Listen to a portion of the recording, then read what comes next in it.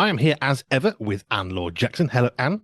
Hello, good to see you. We are back talking about sensory health, which we always enjoy. I've lost track now. We're way north of 50 of these. Way north of that. It's great. It's good to be here. So many things to talk about. It infuses so many areas of life, and that there's always going to be something to address, some tiny little thing that is going to bother somebody, but actually a little tweak here, a little change there. If it's not a full assessment of everybody's sensory needs, then it's just something that's going to make life a little bit better for people. That's the plan, and that's the hope, isn't it? Yep. And we have covered. I mean, I was flicking through the other day. I was looking at all the because we've now got more than 100 subscribers to our YouTube channel, which is very exciting. But I was looking through all the videos and the types of playlists we've got, and we've got all my Andy B meets as Richard Scott, and then there's ours as well, which is a separate playlist. If you want to go and watch back to back 60 or something videos of Laure Jackson and myself, you can do and learn lots. But I was flicking through some of the topics we've covered, and it's really encouraging. Oh, I need to go back and have a look and just see. What was that again? I mean, there's so much in there. Everything from the beginning, which is one of my favorite ones, I think, just because it broke, I suppose, the stereotype of what a sensory health issue is, or it's just young children who can't do stuff. But one of our very first things, a question that came in, was from a guy in their 50s who'd had brain surgery and struggled with memory retention. Not being forgetful, that's different. But you came up with some really great advice for him. But I love the fact that one of our very first things to cover was not the stereotypical child screaming on the floor in a supermarket because they're having a sensory health overload.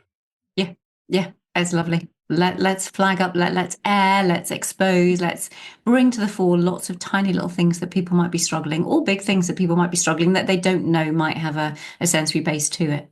Yep. Now, I saw recently that you've been trampolining and more. I remember when I was at secondary school. So if you're from outside the UK, secondary school would be roughly 11 to 15 or 11 to 18 if you're going to stay on for your A levels. But I remember very clearly in the first couple of years, we had these huge trampolines that came out. The boys were not allowed to trampoline. That was a girls only thing. No. And I remember thinking, but that looks really, really good fun. And they said, no, absolutely not. This is a girl sport only. And we were allowed to play badminton instead. And that was all we were allowed to do. Not brilliant. I mean, it's going back a while, but I remember thinking, but it looks so much fun to go trampolining, but it was girls only. No boys allowed. And I thought, why?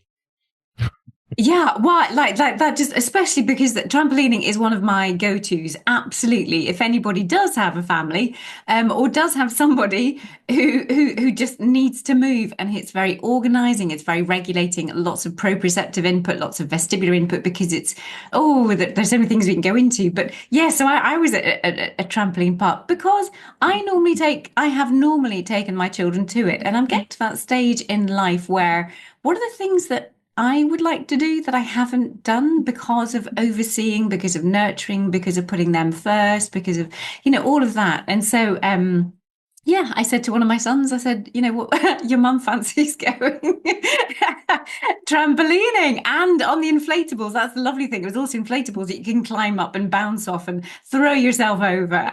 So I had an absolute ball, but it was lovely because he obliged. He came on with me, and you just think, oh, that really is a season shift where it's no longer mum goes to do something with the children. It's the children obliging mum to come and do it. It's like, oh, yeah, okay, then go on, I'll join you then if I must. I think it's only fair that as parents, we get to do some of the things and let our children support us just every so often. Every so often, absolutely. And that was so good. It's so satisfying. So from a sensory perspective, it's a combination. My three biggest are a deep touch pressure, where we apply lots of pressure to the skin. So all of the crashing and the banging on all the inflatable stuff, you don't get hurt at all, do you? It's just you can just fire yourself into them. But it's so wibbly wobbly that balance your vestibular system, which is your vestibular system, is totally stimulated all the time because you're on these unstable surfaces. But the bouncing itself and the joint compressions, that lovely linear vestibular up and down, you can do it as rhythmical as you want, and you're compressing those joints to give you proprioceptive input, which is strengthening your muscles, telling your brain, really reinforcing to your brain, this is where my body is in space. and it's a very organizing and regulating type of sensory input for most people. And quite a lot of fun. I've not ever done it because I was not allowed to do it at school, so I've never tried to do it since. Oh, Andy B, there you go. Mind you, I have to say, I'm not sure. Like, yes, health-wise, what it quite does to the heart. I had to take my watch off, so I couldn't see what my heart rate was doing. But I'm sure it was definitely working hard. Yeah, well, I imagine because if you're just bouncing up and down on trampoline, yes, you're going to be bounced and it's not a lot of effort. But if you want to go higher or sustain the up part of the bounce, you need to put some effort in. Yeah, and there were also things where there were so many different aspects to it. There was one I had a great fun, with my boy because my son's quite coordinated. I played tennis for Jersey when I was growing up, so I was pretty coordinated growing up, and so we were throwing the ball at a target. Plus, you have to do that on the up of the bounce. So we were competing that way because he's massively coordinated and into sports and other things as well. And then there's the reaction time one where you have to bounce and then hit the lights as they come up. So you have to do it in speed and you have to do it in reaction time. Now, he won, but we were close. I mean, I was dead chuffed by how close I actually got, considering my age and considering his age and how remarkably coordinated he is. But we had a ball. It was great fun. So, yes, anybody go on holiday and find a trampoline park of some description, and it'll be hopefully a happy time, and all will be well. You see, I'm not surprised by the competitiveness that you just revealed because Joe and I are very competitive. But for all those times when you're going to school, perhaps carrying the bags, or you're standing at the side of the football field or the hockey place or the netball tournament, and you're just standing there as parents, it's kind of payback. But don't forget, children, if you're competitive, where do you think it comes from? I haven't taken him back on the tennis court though. I used to beat him, but he's really good at tennis now, and we haven't been on the tennis court for a couple of years. So, but I do want to take him back on. Yeah, I think he would probably want to take me back. He'd be gentle with me, but yeah, I think he'd probably beat me there as well now. But hey, that's okay. Just talk us through that. So, just in case, what is a trampoline? Let's just start with the real basics, and we can go from there. Just outline what a trampoline is. Okay. So we have a metal frame. Oh, yes, because there's different types of trampoline, and they're important according to your sensory needs. Basically, you have a metal frame with a stretchy fabric in the middle of it, so that you stand on that. Now, it can be the size of a little paddling pool and very close to the ground, and it can have a handle on it. So that's really nice for those who are still developing their coordination and their balance. So you have a handle on it and you can just you bounce up and down. There are adult size ones as well as for little ones, but normally like the 2 to 3 year olds, you have these little portable or these little handles on little trampolines, but you can get them 6 foot. I don't know why we still talk about them in feet rather than meters, but it's like these 6 foot, 14 foot, 20 foot, massive, trampolines that you can get. Some of them are dug into the ground because the idea of that was for safety, so that when people bounce up, then they just land on if they were to bounce off it, then they're just going to be on the same level. They're not going to fall off the trampoline. And they just bounce onto the ground instead. But then we started putting nets around them, so that was helpful because if you were up high, because some of them are about 1.5 meters off the floor, so that you can get the bounce without hitting your feet off the ground when the fabric stretches. So that it was great to then get netting so that you'd be kept on the inside. It's like a cricket ball. If you've ever practiced cricket and you hit them into the net, then you've got that safety. But I think it's important to have them off the ground where possible, because our vestibular system also picks up how high we are off the ground, the sense of gravity. And for some individuals, we need to get those vestibular receptors connecting with gravity.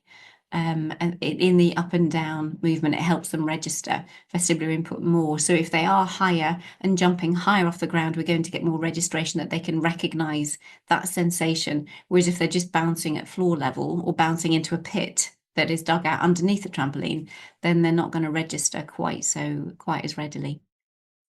I saw your reaction, and you need to watch the video to see Anne's reaction. But why was it so much fun? What's okay? It's a good laugh, but what's making the joy on your face as you remembered and recalled the memory of jumping on a trampoline?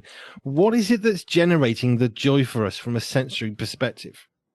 I think it's the vestibular system that connects into the reticular activating system in the bottom of the brainstem here that is involved with arousal.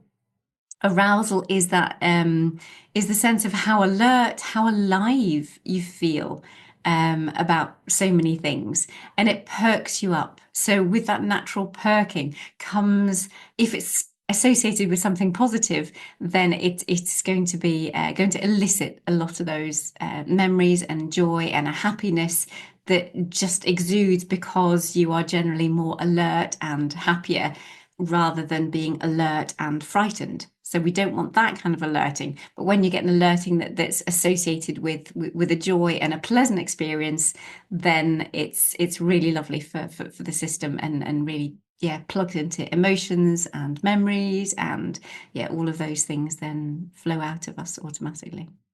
Which then provides the smile, the joy, the memory. I mean, you're there with your son, so you've got a good, a human contact communication. There's that part of having fun because you can see somebody else having fun or maybe getting it wrong, which is half the fun sometimes, I think.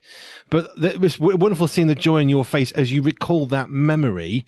But if you're somebody who doesn't like to do very high, which I wouldn't because I got my stomach wrecked on an adventure park years ago, I wouldn't want to go high because I would not necessarily throw up, but I would not enjoy the experience because my stomach, whatever happened physically, I don't know. It was a horrible ride. I mean, everybody else was happy, not me. Just not my thing. Yeah. But something happens in the stomach which can be fun. It's the same thing on a swing when you go muck on the swing, and then all of a sudden there's a moment when you're kind of free falling. You're not really being pulled down by the weight of anything. It's just you're sort of hanging in the air. That's the bit that makes me feel really, really unhappy. But for some people, I guess that would be the opposite. They would love that momentary sensation of I'm not rising or falling, I'm just in the air. Yeah, they would. I think I'm a bit more with you on that one. I was very aware that my bounces were controlled and also the inflatables that you have to kind of scramble up and then there's either big slides or you literally launch yourself off and land in these foam pits. Um, and you know these other things that I was more cautious. I think because it's the first time I've done it in years, and I just quite wasn't sure what my body was going to do. But also that I know I don't need that level of intensity of input. So I was doing everything, but perhaps a little more moderated than others might. And then it's just finding the level, finding your level of enjoyment and satisfaction, and there's another good word for it, but it's just finding a happy place for you, which for others will be, you know, a lot more intense, and for others would be just less intense. But it's knowing who you are and how you are, and living in that band of your area of pleasure. I remember seeing a photo of you. I'm guessing your son may have taken the photo, but you'd obviously just come off and you were sitting down or sort of leaning, I think. But it was just, yeah, there was definitely tiredness of I exerted some energy to do this because it's not just, you're not just being bounced up and down on the trampoline. You have to put the effort in. So there was clearly tiredness. But what I loved was just the joy on your face or whatever it is. And we hadn't seen that because obviously it's a photo just after. And however, the joy on your face was brilliant. Because I'd also just done the Ninja Warrior set as well. It's like monkey bars and climbing over things, and if you don't jump, you know, when you're supposed to jump, then you get whacked around the head, and it's all nice and soft, and the guy controls. There's one of these things that you also go around. That there's various other things you can climb on and swing on, and obstacle courses that are really good to challenge. Which in our world, actually, that's called an adaptive response. That's what I look for as a therapist, that where the body is challenged or where the individual is able to challenge themselves to do something that they haven't done before, or they need to move their body in a slightly different way. So there were quite a few things that you needed to walk along and hold on to that were totally unstable. They were hanging from the air, and you had to try and negotiate your way across without falling into the foam below. So that needed adaptive responses. So you are constantly what's called feed forward and feed back. Your body is constantly looking, taking in all the information from your sights, sounds, your body position, judging quite how far you need to stretch out your leg to land on something or your hand to grab something. And then you get the feedback that if you've missed it, your body goes, oh, missed it, you know, from your sights and your hearing and your whole proprioceptive senses, that you know that you've missed it. And then you have this adaptive response and you go again to try and be a bit more tuned in, a bit better. And then your skills develop. And that's how in therapy we get people more coordinated and yeah, content in life with what they're doing. But the Ninja Warrior one was quite funny that it was something that went round on a machine, but there was a chap who was actually controlling the speed of it all. So after a few goes, I missed the jump. So if you don't jump high enough, you get clonked by a thing that goes down at the bottom. But there's also something that spins around at the top that has the potential to hit your head if you misjudge that one. That it is soft. But he was very gentle with me, and he was taking it nice and slowly. But you know, my son went on it too, and he started to speed it up. I pulled away, and I just thought, yeah, no, I've done my bit. That was just brilliant, just to see the interplay between the chappie on the control trying to catch my son out on this Ninja Warrior thing. It's very funny, very good. So if we came to you and we needed an occupational therapy help, are we going to find like a little miniature trampoline in the corner? Is that the sort of thing that you might have for someone? Oh, absolutely. Yeah, I have what's called bounce pads. It'll be nice to have in the new centre, like a slightly bigger trampoline if I can. But there are little things that you can just literally bounce on to get the linear vestibular. But you're not going to be launching yourself up in the air. I would probably say for some of my people to go and get memberships at the trampoline park, because then they can go and do it themselves. They can do that. I would need to be working on how to carefully craft that need for their adaptive response. And that's the difference between having a therapist work with you rather than just going and having a good play. So a good play is really precious and very, very important and really good to do. But there are times when you do want a therapist to actually guide and really tune into, observe where we need to challenge the body that little bit more, whereas people might push away a little bit, and it's our job to try and just bring. I speak a lot with my hands, don't I? I'm trying to do this, and it's like, yes, if you're listening, sorry, it's better to watch. But yeah, just to challenge the body a little bit so that we get the connections in the brain that we're looking for. Yeah. For which you probably don't need a massive centre. You need a smaller, more refined centre. You don't need to go 30 foot in the air on a bounce because, okay, that might be fun, but you're trying to get some other stuff happening, not just the fun part. That's right. Yeah. So it's a more contained, fun experience. Yeah, because it has a different focus. And that's exactly it. And that's a nice one because there are times I just think I would love to take over, especially in the middle of town. I would love to take over one of these big shops and actually have the likes of this in town so that in the middle of the shopping and, you know, so parents can go and do whatever they need to, or some of the adults, when they're doing their shopping, they can just leave their shopping, go and have a good run and a jump and a bounce and a crash, and then take the shopping and go home. You know, that would be something that would be great to do. Have a sensory gym in the middle of town, rather than people going out doing their gym bit and then coming home. I think no, let's just incorporate it, and you can go for coffee before, have a good bounce, and then go for lunch afterwards. Preferably not the other way around. Yeah. No. No. Right. Okay. So trampolining can be great fun, but you might use it in a slightly less raucous manner, shall we say. I wanted to talk about the magazine that we produced that you also write for, because it sparked in me something where I know we've talked about the joy of how we hold things and stuff, and I was very conscious of you mentioning somebody in a school who couldn't hold a piece of paper. So if they were holding, you know, like I've got a book, they wouldn't be able to hold the paper because there was something of a struggle, I suppose, a disconnect in some regard of what was really going on. But we've had the magazine that you write for, Pure Media, the magazine, we've had it printed with our first 20 copies. And there's a photo, which I don't even know if we put it online yet, but I held these, my little babies, it felt like, and this is what I was asking you.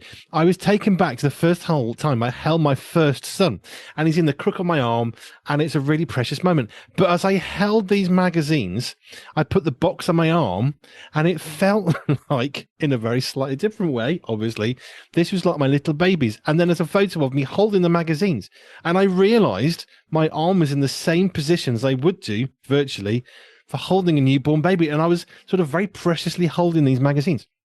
But it got me thinking about, like, I saw in your face joy as you recalled the memory of being at the trampoline park with your son. But I was holding these magazines, and there was just an immense joy, because I loved the smell. I liked the tactile touch of actually holding the magazine here. Actually holding the magazine in my hand was really, really precious. The sound as you're going through the pages, all of that. It was just such a beautiful experience of finally holding this thing we've done online, digital, now it's paper. How do we help people engage when perhaps one of those things is a struggle? Because you've got, this isn't actually a very smelly ink, which is quite nice and quite chuffed with how it's turned out. But of course, even the ink can be different from magazine to magazine. So what sort of tips could you give to somebody who likes holding a magazine, but really struggles with the smell, or even potentially the sound, if I can actually pick it up, but the sound of, flicking through, you can hear that at all. Even that for somebody might be an overload. So how might we help them engage with a magazine? Perhaps they want to, get a physical copy, but the smell or the sound or the sight, how can we help them to work through those? Does that make sense? Yeah. So there's two different ways mainly of doing it. It's how can we give the sense that might be overreactive to that thing, overstimulated by whether it be the sound or by the smell. So you give them something else to smell at the same time. So you might put a burner on, an incense, light a candle that has a smell, so that it will overpower the sense of the smell. The same with the sound. So you would have things in the background. You would have something else that the ear will tune into. Or you put your some headphones on to actually listen to music, so that it will override, your ear will tune into that rather than the sound of the paper.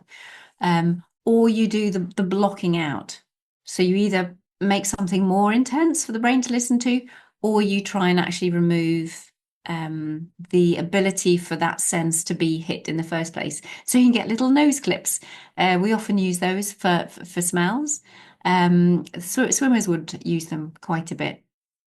You've seen little things where people put clothes pegs on their nose. Not the folks who do that in particular, but it's that kind of idea. So you actually stop the smell getting to the nose in the first place. Putting on a mask, doing anything that is comfortable for you, to stop the smell going there in the first place. And then for the ears, putting ear defenders on, putting ear plugs in, just either stop it or replace it with something that your sense is going to pay more attention to than the actual sense of the smell or the auditory system. I was conscious of the smell of a book. I mean, I didn't know what it was going to smell like. I've had some magazines, and you can go through a news agency, you can go through the magazines, and some of them, they stink. It's quite overpowering. If you're not bothered, even I'm thinking, this is quite a lot. I don't know whether it's the cost of the ink or it's just, but sometimes we just need to help people get over a piece rather than saying, well, here's a magazine, don't buy it or don't read it because, you can't smell it. But actually there is maybe one thing that you can change that will help it. And I thought, well, could you change something around you? Maybe that might help. Maybe you've just had a bad experience. Yeah. And you can concentrate on other things as well, because it could be that if you, what we often use, say, for example, the trampolining, tricky with a magazine because it's difficult to read, but often use another sense. So if we concentrated on the smell and hearing, which is what we've just done there, then I would look at another sense. How can we feed in more input into the proprioceptive vestibular sense or even the tactile sense so that the brain is concentrating on those sensations rather than the smell and the auditory system as well. So we can use the senses in a lovely way to either to compensate or to help or to minimize or to increase sensitivity in whatever sensory pathway that you need. But I love the sense of smell. I would go for a book. I will sniff that magazine. You know, when I come to see one, and I do love all of that. I am definitely I love smelling things. Sensory seeker in the olfactory system. Not old, as I first thought. It's OLE, olfactory, not old factory, as I first thought when I misheard one time. And I don't even know if it has an E on it. Oh, I does it not? think it's OL. Oh, okay. Hey, that's why I'm not the therapist.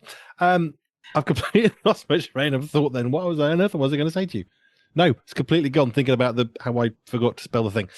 How would you explain to someone who thinks, well, it's a magazine. How can you possibly struggle to read a magazine? You just pick it up, you open it, you read it.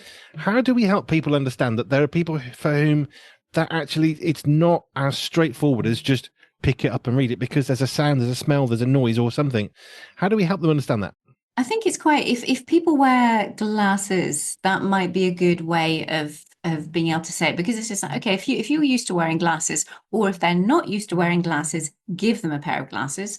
If they're used to wearing glasses to read, take those glasses off, and then it's just like, here, there's a magazine, you know, connect with it. What are you getting from it?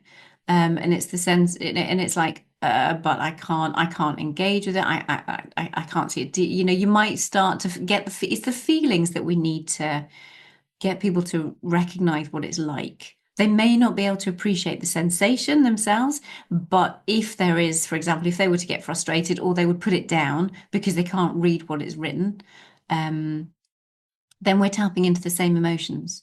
And it's just like, oh yeah, okay, I get that. I get that that's not pleasant for me. So although I don't understand why the touch might bother some people, I can understand that it would elicit feelings like having my glasses removed does for me, Hmm. or putting on glasses or trying to read through binoculars or whatever. We do have various examples and for people to get a feel of what it's like not to perceive well. It's like with the touch system, one of my things that I do if I'm going around doing training for people is seeing if they can put outsized gloves on, or if like, so for you, it'd be one of your sons, mind you, it would be Joe, having your pair of gloves on. You know, if you've got like fairly big gloves, then you would want to try and undo a sweet wrapper. And it's like, or try and do your buttons with oversized gloves on. And it's like, what does that feel like? And that's similar to people who don't have that tactile registration, who don't have the discrimination to be able to manage buttons neatly and tidily, or undo a sweet wrapper. Excuse me. Because the gloves are just getting in the way, and that's what it feels like for some people. Their hands, their touch system isn't processing well, and it's just getting a sense of what it's like when the senses are not processing the same as what you might hope. Or, I think I've mentioned this one time before, putting in the second contact lens for the very, very first time, which was There you honestly, go. That was yeah, that's yeah, one I've not had to experience. So yeah, whatever we can whatever connect with anybody to help them realize just how hard it is. So it's the second one that's hard then. yeah, because the first one you can kind of overcome all the things I'm sticking something in my eye and you get through it. Mm. And when I try, I don't wear contacts because my eyes are just in between two things, so I can never. I tried them as a trial, but the optician said it's the second one that's probably going to be the hard one. They didn't say it will be, just it can be. The amount of anger and frustration in me that I could not stick my finger in my other eye, Right. second contact lens for the first time. Honestly, this is okay. Let's just take a little breather. This is normal. This is nothing weird what you're going through, but it's weird for you. Let's just have a little breather, just have a little walk around the shop, come back again. And I was able to put the second contact lens in. But because the first time you do it, your body accepts it. The second time it thinks, well, there was an unpleasant part of that experience that I don't want to recall. Thank you very much. So it doesn't want to do it. So it's not so your senses and your whole body's just like, not talking to you. It's like one of your bits of your body's just having a strop with the other. Yeah, yeah. And I think actually what you did, your regulation, the self-regulation that you went away, you walked, you probably did some deep breathing, you might have changed, you know, taken the temperature, you know, taken like a coat off or gone outside or it's using all of those sensory strategies to bring arousal levels down, to bring the alertness, to bring the stress down in the system, so that you're then able to go through that. But yeah, it is a conflict, and we are designed for protection. We're designed to protect ourselves. Yes, which is why the second contact lens, my body was like, no, no, because this isn't fun. No, go away. And I felt the wrestle with my own body, and I was almost arguing with my own self that I can do this. I've just literally done this. I can do this. But that is, I'm guessing, a piece of the puzzle that you're then faced with when somebody comes in and says they can't hold a piece of paper. Everyone says they should. I know I can put a contact lens in. I've done it once. Why can't I do it a second time? Well, they can pick up a book. I can't. And then you've got that internal aggression creating frustration of, but I know I should, but I can't. Absolutely. And it's not easy. It takes a skill to be able to help people through that, because people do need to get through that in order to develop and do things that society needs us to do. And I enjoyed it once I got the contact lens in. But my goodness, that second contact lens for the first time is probably the best example I can come with all our conversations. It's the most like I can understand or perceive the people that you're meeting. That's what they go through, is try and put a second contact lens in for the first time. It is, or can be, really aggression creating frustration. It's just, but because the thing is, I knew I could do it and I've just done it. So why can't I do it? And that why I've just done it, why not now? That was what then creates that sort of circle of frustration that builds inside you. Oh, totally. And it's huge. And that's also within the workplace, or within, within home, or within school. There's a slightly different element to this, what I'm about to say next, but they can do it one day, but not the other day. The inconsistencies in someone's behavior, in what they can do. And it's just like, it depends on how, there's just so many other things that affect our bodies and what we're then able to do on a day-to-day basis. And for you, it was just like a few minutes between one and the other. You could do it fine once, and then you weren't able to do it on this one, for all of those reasons that you've explained. And it's the similar thing that when some people can do something at home, at school, at workplace one day, and then the system is in a different place, or it has memories of things, it's processed things. It's now coming into this is much harder for me. I can't do it today. It's just not happening. But with a contact lens, I know that if I can get it in that second time for the first time, I will then learn to do it, and it will start to decrease the frustration, the arousal levels that you keep referring to. That's going to diminish because, well, I have actually done that bit of this two contact lenses thing. But of course, if you've got a struggle with sensory health, then you're not going to get past the first one because you're stuck at not being able to get past that first process. Yeah, and then we'd go at it a completely different way, and we'd go back to the senses, we'd go back to getting the body, we'd go back to reducing arousal levels, we'd go back to getting the coordination, we'd go back to filling the sensory, the sensory tank well, and make sure that we've got all the other sensory pieces possible in there, so that the next time they come to it, there's a lot more ability to be successful, because that's what we want to do. We just want people to be successful in the big and the small. It's just little successes are so important. I would finish with this then. It seems like a lot of your job as an occupational therapist who specializes in sensory health is about calming people down in order for them to discover what they can do in life. That is a big part of it for those who are overreactive. For sure, that is the number one thing, and that's the number one thing probably in schools, because the other children that are not as that have different sensory processing issues, you need to work with them in a different way. But it's the ones that are more over aroused, that are more alerted by sensory input, again, school or workplace or the home, they're the ones that the behaviors get in the way that bit more. So that's why it looks like, and certainly with the things that we talk about, they're definitely the first place to start. Let's get the system regulated, let's get the system in a better place, because you can't learn if you're not in a good place. You can't communicate well in a team meeting. You can't communicate well in a marriage. You can't communicate well with friends if you're alert, if you're over alert and not in a good place. It hits yeah, it just hits so many things that are not that don't feed well into functioning well in life. If you want to engage with Anne's help as an occupational therapist, and she can advise you about trampolines and all sorts of other things, you can do so. Go to our website, pure247radio.org, pure247radio.org/ALJ, and you can connect with Anne Lord Jackson of Sante on Jersey. Thank you, Anne. Thank you. See you next time. Bye for now.